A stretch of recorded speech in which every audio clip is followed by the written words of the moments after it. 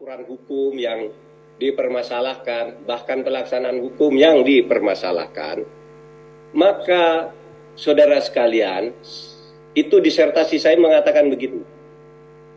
Hukum itu merupakan produk politik. Tidak ada hukum yang lahir sendiri. Hukum itu pasti dibuat oleh keputusan politik. Undang-undang tidak lahir sendiri.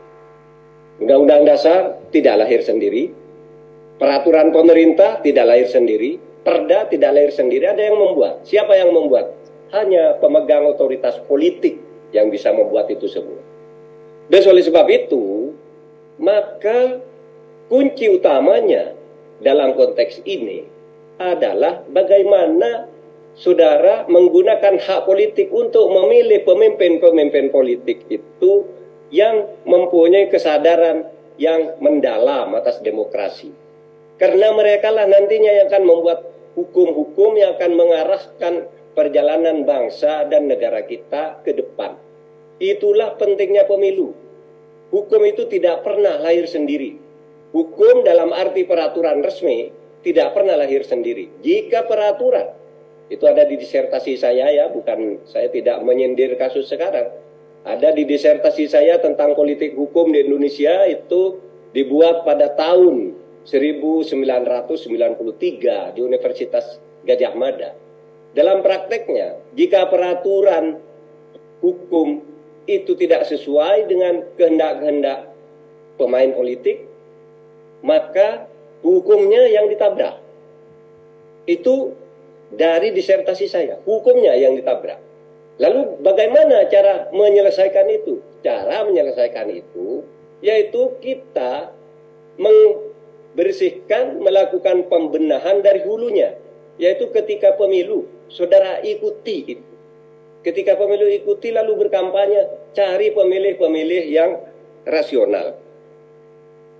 Bahkan hukum bukan hanya bisa dibuat oleh legislatif melalui persekongkolan dengan penguasa eksekutif dan pengusaha atau bisnismen.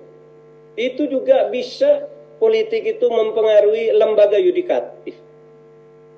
Sehingga demokrasi yang harus kita bangun adalah demokrasi yang bertanggung jawab, yang membangun kesadaran tentang pentingnya negara ini dikelola secara benar-benar bermartabat. Nah, saudara sekalian,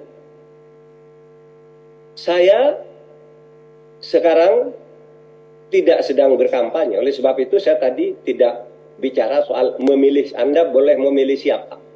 Kampanye saya bahwa setiap orang itu harus memilih adalah pernyataan saya selama 5 tahun berturut-turut menjadi Menko Polhukam. Selalu kalau saya datang ke kampus-kampus milih, bangun demokrasi. Tapi siapa yang akan Anda pilih? Silahkan pilih sendiri. Dan saya sudah berpesan jangan sampai ada gambar-gambar simbol kontestan pemilu, termasuk gambar Menko Polhukam sebagai cawapres di tempat-tempat di mana kegiatan ilmiah itu dilakukan.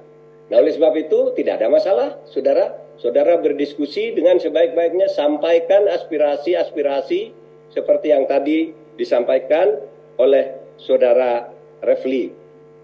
Demikian dari saya, mudah-mudahan seminar atau dialog ini berjalan dengan baik dan lancar. Wabillahi taufiq wal hidayah.